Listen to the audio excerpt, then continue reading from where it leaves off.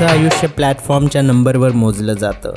कधी स्टेशनवर बँड बाजा आणि प्रार्थना, तर कधी फक्त मी आणि माझं स्केचबुक.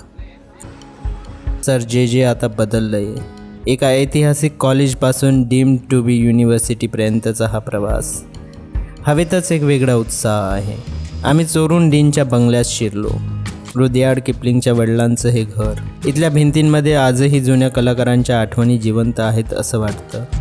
कधी राजस्थान, कधी जबलपूर, तर कधी दिल्ली. प्रवास हे माझ्यासाठी पलायन नाही, तर माझं इंधन आहे. स्टुडिओमध्ये परतलं की खरी मेहनत सुरू होते. फ्रेम तयार करणं, कॅनव्हास ओढणं, हे काम थकवणारं असलं तरी यातच खरा आनंद आहे. मुंबईतलं आयुष्य फक्त गॅलरीपुरतं मर्यादित नाही. कल्पनाताईंची मदत, चुकीचा आलेला आधार कार्ड आणि यादवजींच्या चक्कीचा आवाज, हेच या शहराचं खरं संगीत आहे. सामानासाठी बोरा बाजारात केलेली धडपड. मुंबईत कलाकार असणं म्हणजे हातात जड फ्रेम्स आणि कागदाचे रोल घेऊन गर्दीतून वाट काढणं. CSTवरची संध्याकाळ, एका अनोळखी आजींचं मला थांबवणं. त्यांना माझ्या स्केचपॅडवर सापाचं चित्र काढायचं होतं.